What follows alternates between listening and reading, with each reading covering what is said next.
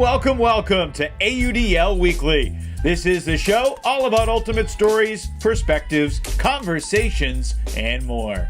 My name's Evan Lepler, and tonight on the show, Adam's going to get a little spicy with Daniel in another spirited disc debate, while Matt Smith has his Atlanta teammate Christian Olsen joining him for an all-hustle edition of Upline and Out of Bounds. But first, another dose of the fastest 3 minutes in Frisbee as I run through all the action that transpired this past weekend across the AUDL. That's coming up and more as you watch AUDL Weekly on AUDL.tv.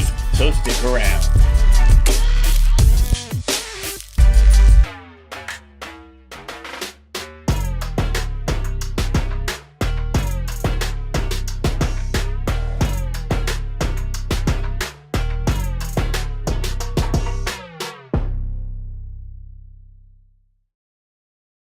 All right, welcome back. Firstly, happy birthday to my dad, Steve Lepler, 66 years old today. He's without a doubt my number one fan and supporter. And, I wonder who my mom would root for if we were competing against each other in an AUDL game. She'd probably root for me, although I don't think she has to worry about that anytime soon. But that is a very real issue for the Landesman family this weekend, as we'll see the first ever father-son matchup in the AUDL. Head coach Jeff Landesman and the Los Angeles Aviators going up against Danny Landesman's Colorado Summit. Actually, I got in touch with Mama Landesman earlier this week, and Laura told me that she'll be rooting for her boy. And if that needed any clarification, she said, quote, the one I gave birth to. So, anyway, happy birthday, Dad, and good luck to the Landesman family as they navigate this weekend in Denver. And on to the Week 9 recap. Colorado improving to 8-0 with a 27-21 victory over San Diego.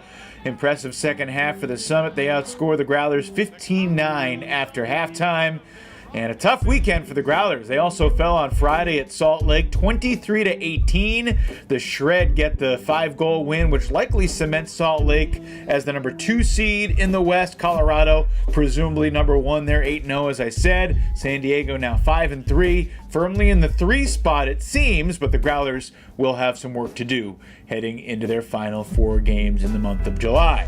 Elsewhere in the West Division this past weekend, the Oakland Spiders went on the road and returned to the Bay with 2 wins. On Saturday, Oakland takes care of Seattle 22-17, and then on Sunday, the Spiders obliterate the Portland Nitro 36-21. Truly a staggering score. Hard to fathom how the Nitro, once considered a championship weekend contender, were beaten by 15 on their home field by the Spiders, allowing 36 goals. That's 3 in a row now for Oakland. Who knows? Maybe they can keep it rolling and challenge for that last playoff spot out west. Let's shift to the Central Division. Top 4 teams in that quadrant in action. Chicago needed a clutch 4-0 fourth quarter rally to escape in Indianapolis. The Union remained undefeated 24-23, sneaking past the AlleyCats. Meanwhile, up in Minnesota, the wind chill demolished Madison 22-11. This game was never close. Minnesota scored the first 4 goals of the game, led 11-3, and then they win by 11. That's the largest margin of defeat in Madison's decade-long history in the league. In the South Division this past weekend, Carolina and Austin both take care of business against their winless divisional opponents. Flyers 23-15 at Tampa Bay, and the Soul 26-20 winners at home versus Dallas. Atlanta Hustle were off this past weekend, but they've got the South Gauntlet over the next 2 Saturdays. They're at Carolina this week, Fox Sports Game of the Week this Saturday night, and then they're at Austin next week with a Friday stop in Dallas as well. Remember, the only 2 playoff teams in the South, so these next couple games against the top 2 for Austin and Atlanta will be kind of the defining sequences of the season for both these teams. Hustle need to win at least one of these next 2 big Saturday road games. If they don't, they're probably going to fall short of the playoffs. And that Dallas game is kind of a sneaky trap game mixed in there as well. We'll first see how the Hustle fare at Carolina this weekend. Only Hustle hustle losses of the year so far to the Flyers. And in the East, Toronto gets win number 3 of the season. They take down Boston 25-23. Nice result for the Rush, but certainly disappointing for the Glory. They fought 0-5 in road games this year. Their final road game of the season will be at New York, and that will be another very tough one for Boston. That's the rundown for Week 9, and now we get the breakdown of the road ahead with Adam and Daniel. Toss-up coming up as we continue on AUDL Weekly right after this.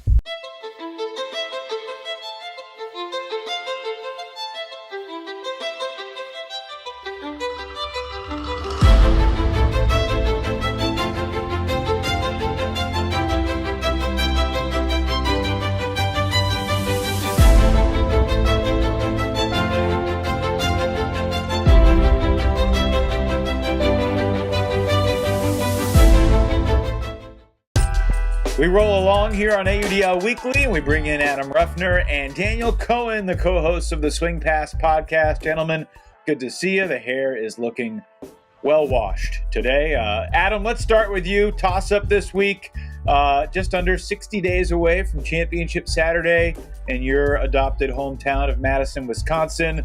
Adam, who's more likely to be playing in the final AUDL game of the season, Colorado or Carolina? I think this really comes down to who has a better handle on their division right now and who's going to face tougher competition on the road to championship weekend. And I just think for how well the Summit have handled the West so far, they'll have a slightly easier road getting to the championship game than Carolina. That isn't to say anything about how talented this Flyers team is. They look like a championship level team.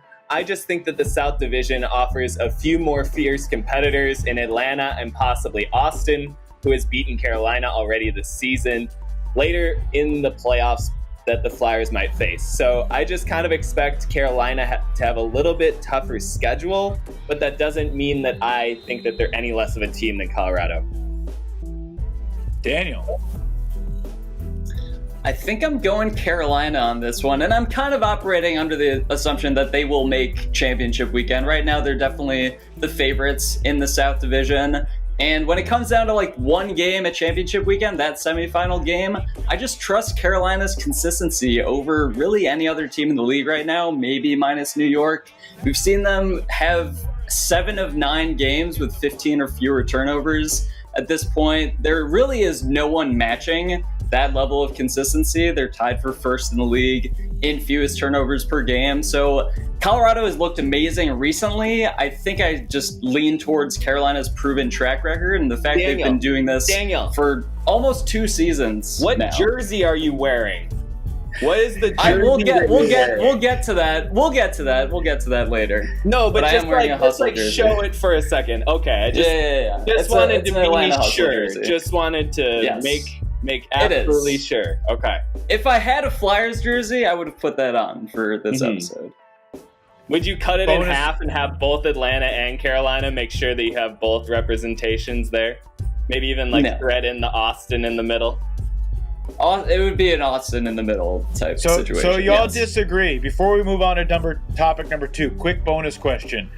Who has the better chance of beating New York, Colorado or Carolina? Adam, one word. Carolina. Daniel? Carolina. All right, we'll see. Moving on, topic number 2, Central Division battle this Friday night in Chicago. As we sit here in late June, Daniel, which team is going to win the Central, the Wind Chill or the Union? So I think I've been doubting the Union long enough this season, and while this past game against Indy was not a super decisive win, when I think both me and Adam definitely thought that they were going to potentially blow away Indy playing in that comfortable indoor environment, they pulled out the 1-goal win, and it took a late comeback. For the second straight weekend, we saw this Union D-line really rally around their break opportunities. And I don't know, there's like some magic going on with Chicago, and I trust their offense way more than Minnesota at this point. Minnesota, by the way, only one game this season have they finished above 50% in their O-line conversion rate. By contrast, Chicago has only been under 50% in one game, so I definitely trust Chicago offense more. Yeah, the Minnesota D-line has been looking great. I just worry that if their offense doesn't start to gel, then they're not really going to be able to make a serious push in this division. So I'm buying into the Chicago hype. I will take Chicago to win the division at this point. Interesting. Adam, what do you think? As much as I hate to agree with them, I'm going to have to go ahead with the Union on this. I completely concur. I just think that their offense is executing at a top 3 to 5 level right now. I think that their defense has become really electric and opportunistic in the last 2 games, and that's really good for a Chicago team that can force turnovers when they need them. Nate Goff has come up so big for this team in the fourth quarter of the past 2 games. I think he'll continue to be a presence for them down the stretch. And as good as the Minnesota defense has been, particularly at home, you look at the stats that they've racked up in these first 9 weeks, and it's pretty insane. I mean, they're first in scoring, first in opponent, or fewest opponent conversion rate through the first 9 weeks. Sorry for mangling how to say that. But Minnesota just impresses on the statistical page. But then you watch the lineups that they're facing, and they're facing a lot of leaner travel lineups from the Central Division. And I just think that Chicago has been a little bit more battle tested so far. I think that their O-line is really finding a rhythm. And I think Minnesota still has a test or 2 left before I really accept them as a competitor right now in the Central Division. Interesting. I gotta say, I'm a little surprised by this, and I'll be curious to revisit it if by some chance Chicago falls at home this weekend, which is certainly not out of the question. As you all said, Minnesota's D-line has been fantastic, but Adam's shaking his head like it's not going to happen. All right, let's move on. Adam, topic number 3 begins with you. The 4-2 DC Breeze and the 4-3 Philadelphia Phoenix meeting for the first time this season in Philly this weekend. The question is simple. Who you got, Breeze or the Phoenix? I'm going to keep my answer simple, too. I'm going with DC. For their 2 losses on the season, they've been to New York. Other than that, they look like a top 3 team this season, still in 2022. They're deep as ever. They're really feeling their confidence on offense, too. They're a top 3 team in efficiency on O-line. I just really like how the Breeze are playing 1 through 20, kind of whoever those active 20 are. And I expect them to kind of make an announcement to the rest of the East Division with a big win over Philly this weekend. I really like how the Phoenix are playing. They have a 4-game winning streak, but I think that this is going to be a reminder that New York and DC, I think, are a little cut above the rest of the East this season. Daniel, is there any hedge, or are you all with the Breeze as well? Nah, there's no hedge. And like Ed, I've liked how the Phoenix have been playing, but there's still definitely a sloppiness to them that we don't really see from New York and DC. Phoenix are actually bottom 10 in the league in turnovers per game. DC, on the other hand, leads the league or is tied for the league lead with Carolina. And yeah, there's just another level of consistency, fewer than 20 turnovers in every game this season that we get with DC. And I'm also excited to see, hopefully their D-line starts to come alive a bit more. They're going to have opportunities against the Phoenix. We just saw them come off a 19-block game against Toronto. So I think that defense could give Philly trouble, and I just don't think the Phoenix defense can do enough with the amount of pieces that DC has on offense to really limit them. So I'm definitely taking DC in this one. Clearly they're the favorite, but I was curious if either of you would make the case for the Phoenix. I don't know if I believe they're going to win the game, but I think they have a chance to keep it close. And, this is their biggest game in a very long time. When was the last time the Phoenix were above 500 in the second half of the season with a chance at home against a team they haven't seen yet? I hope they can keep it close and give their fans a good game. And who knows, maybe shift the narrative a little bit in the East Division going down the stretch. That'd be interesting. All right, topic number 4. Maybe this is what Daniel was talking about with the shirt he's wearing. Daniel, which South Division underdog this Saturday has a better chance of pulling off the upset? Atlanta at Carolina, or a Dallas team that's hosting Austin? And by the way, Austin will not have Jake Radak or Zach Slayton at the game in Dallas on Saturday. Okay. I didn't know about those 2 absences previously, but I'm still going to make the case for Atlanta. I really just don't believe in this Dallas team at all this year, and the fact that we've seen Austin handle them in every single matchup. I'm not too concerned. There's a pretty big level of talent discrepancy between those two teams. But Atlanta and Carolina, even though Atlanta has lost both games to Carolina, I mean, they lose by 2 opening weekend, a super low-scoring game. They're missing a chunk of their roster. Definitely was more disappointed and more surprised by Atlanta dropping the last game to Carolina by 4. But regardless of what Adam says about the Atlanta Hustle zone, it was getting to Carolina, and they did cause Carolina to have their least efficient offensive game of the season. They won. It was just Atlanta. Atlanta could not. What? They won.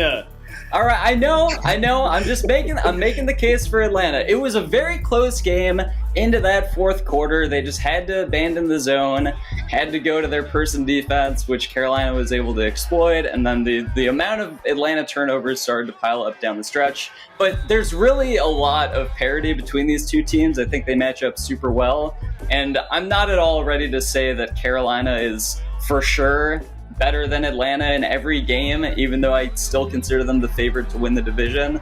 So just in terms of likelihood of upsets we're talking about, Atlanta much more likely to upset Carolina than Dallas is to upset Austin. Oh, Adam, God, I think we got to the end there. We got to the end. That was We got good. there. What do you got, Adam? Do you I- remember the I- question?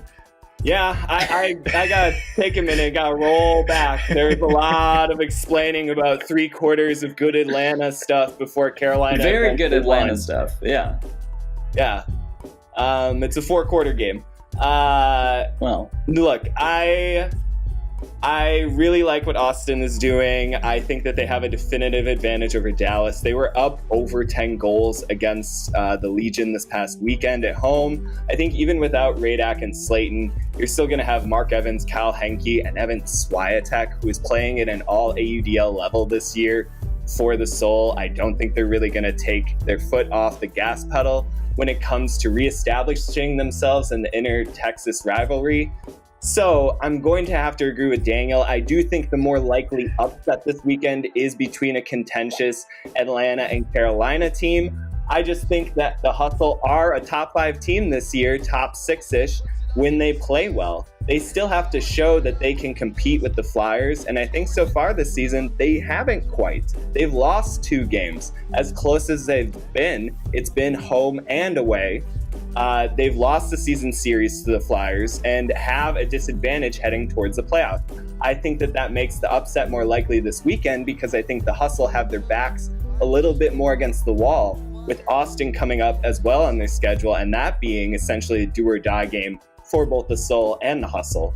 So I will agree with Daniel on this. I still think Carolina is the best team in the South this year. I think they show that on a week-to-week basis. I love the defense on that team. I love the way that Jacob Fairfax and Henry Fisher are playing as of late.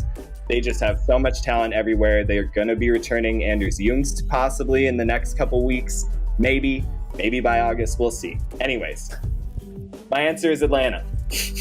nice. Alrighty. We Well, agree. as you said, arguably the biggest game remaining in the South Division will be that Atlanta at Austin game a week from this Saturday on July 9th. That'll do it for Toss Up this week. Adam and Daniel, thanks to you and your hair.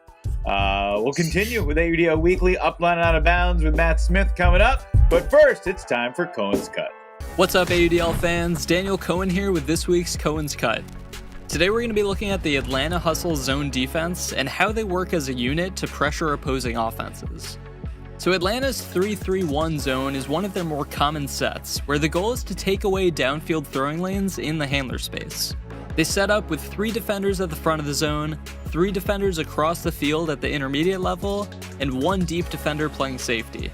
The base setup for the first level of the zone is sort of this inverted triangle, with the mark playing more or less straight up, and he's flanked by a defender on either side playing a few yards back. This is going to significantly limit downfield throwing lanes and often force the disc to be swung towards a sideline or move backwards. If it does go to a sideline, Atlanta has the opportunity to set a sideline trap, where the defender closest will become the mark and the 2 other defenders will either help set a double team or clamp down on the dump options.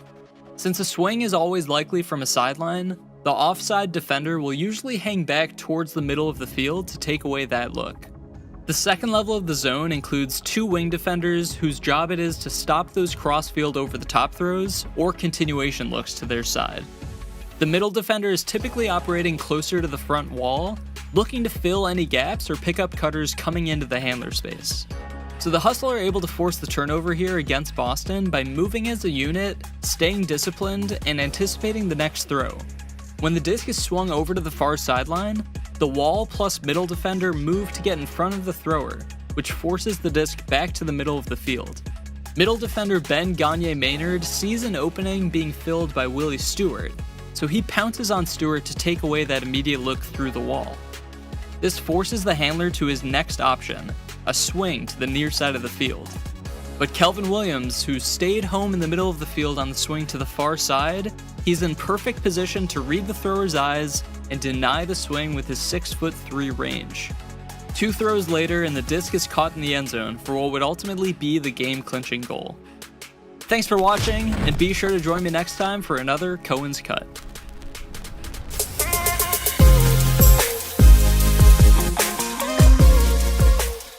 What's up, AUDL world? Welcome to another episode of Upline and Out of Bounds. Today, I'm very excited because I'm joined by a longtime friend of the show, former co-captain with me, and honestly, one of the most underrated players in the league, Mr. Christian Olsen from Atlanta Hustle. How's it going, Christian? Appreciate it, Matt. Glad to be on the show. Thanks for having me.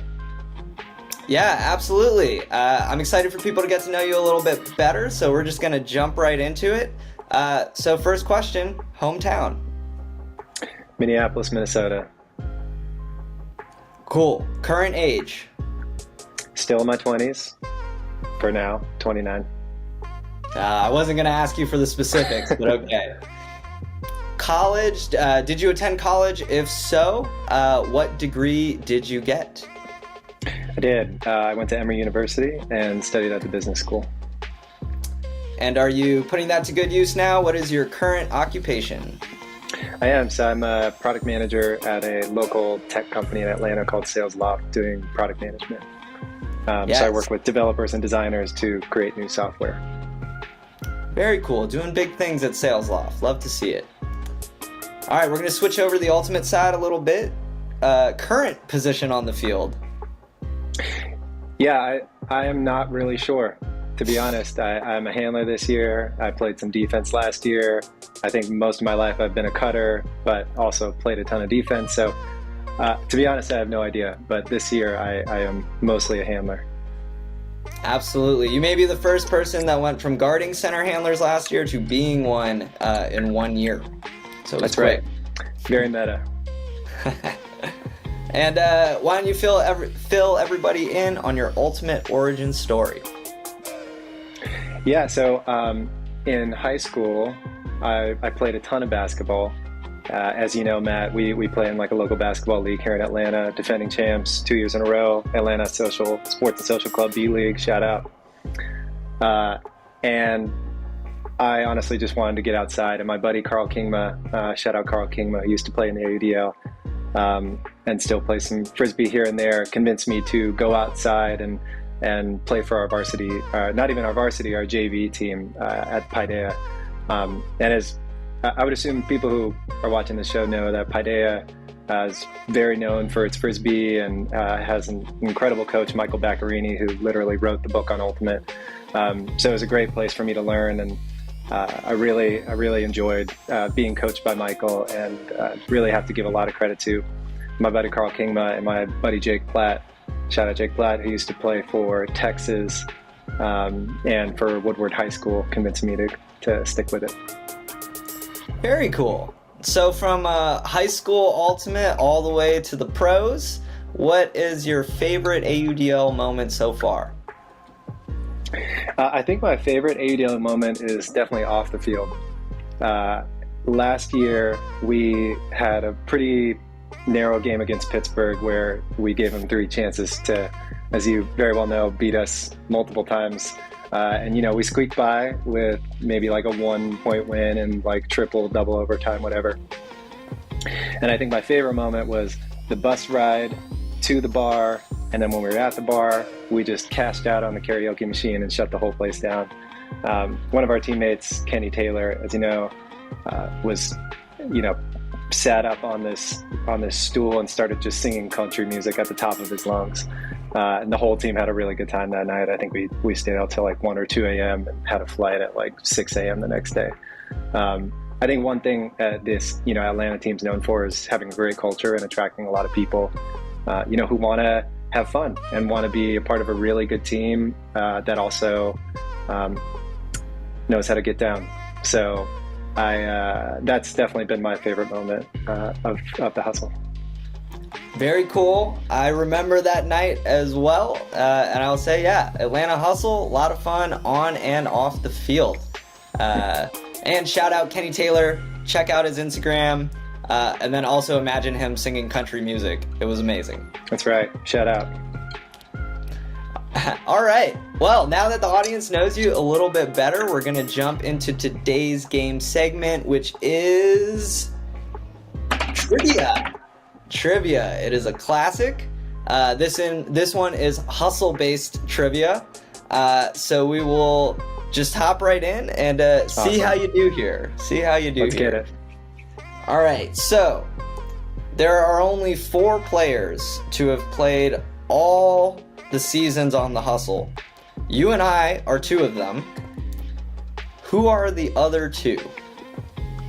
I think the other 2 oldest guys on the team who also have played the longest are Matthew Knowles and Trenton Spinks. Ding, ding, ding, ding. There you go. The Mount Rushmore of the hustle that are still going so far. That's right.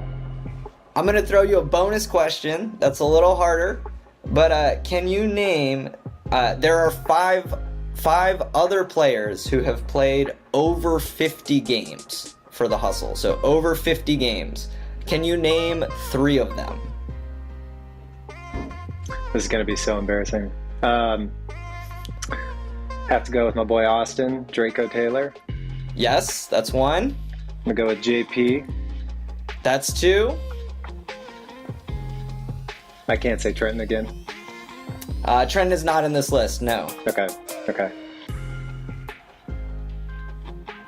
Kyle Stapleton. Ding, ding, ding, ding, ding. Nice. He gets the bonus as well. There you go. The other 2, if you were curious, our boy Kelvin and Sun Choi. So those are the 5. The homies. The homies, for sure. All right. You got both of those. So we'll move on to the next one. So, who has the single game blocks record for the Atlanta Hustle?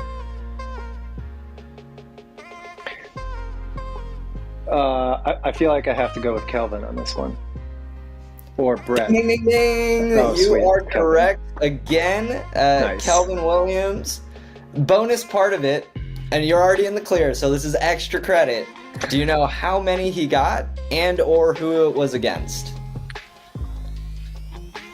Oh, in a single game. Single game, yes. Oh yeah, okay. I'm gonna go with 8.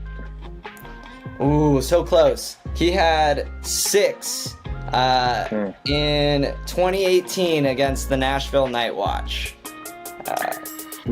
Shout out Nashville. Paul Allen. All right, R.I.P. Nashville. R.I.P. Nashville. All right, yeah, killing it so far. I think I got 2 more for you. True or false? The Hustle all-time record, including postseason, is over 500. All the seasons combined. All the seasons combined since 2015. Are we over or under 500? God, I hope we're above. I'd be pretty depressed if we were lower. Is that your final answer? That's final. All right. Ding, ding, ding, ding. I probably wouldn't have put that on if we were under. Yes, our regular season is 43-37. Playoffs is 1-2, so that comes to a final record of 44-39. So not way over, but we won more than we lost. We That's won right. more than we lost. Thank God. Yes, thank God. All right, I got one last one for you here. It is another true or false. So, true or false, Dylan Tennell is the only Hustle player to lead the team in assists for a whole season for more than one season. So Dylan's now the only one to lead the team in regular season assists for more than one season. I'm going to have to go with false because I think my boy Kyle Stapleton might be above that. Oh, swing and a miss. Swing and a miss on the last one. Stapleton was leader in completions for a while, which Dylan was never going to lead in completions. That's right. Should have known. In fact, it is true. Dylan is the only one to lead for our first 2 years. The leaders after that, just to fill you in, Vic Roy for a year, our boy Parker Bray, Parkour, for a year. It was you for a year, which you may or may not have known. It was you for a year. And then last year, it was Draco. So Austin taking it home last year. That one was pretty obvious. Shooter's got to shoot. Except Shooter's for me. gotta shoot. All right. Well, that wraps up the Hustle trivia. 3 out of 4, I think. That ain't bad. And the bonus question. So that's pretty good. All right. I appreciate you playing, but unfortunately we are out of time for today. Before we get out of here, though, any last shout outs you want to give? Yeah, I'll give 3 shout outs. One to my brother, Anders Olsen, playing for Boston Glory right now, absolutely killing it. Love to see him back out on the field. Shout out to my wife, Abby Glass, for anyone out there who needs some really cool dresses, timeless pieces. Hit up Abby Glass. And appreciate you, Matt, for having me on. We've been longtime teammates.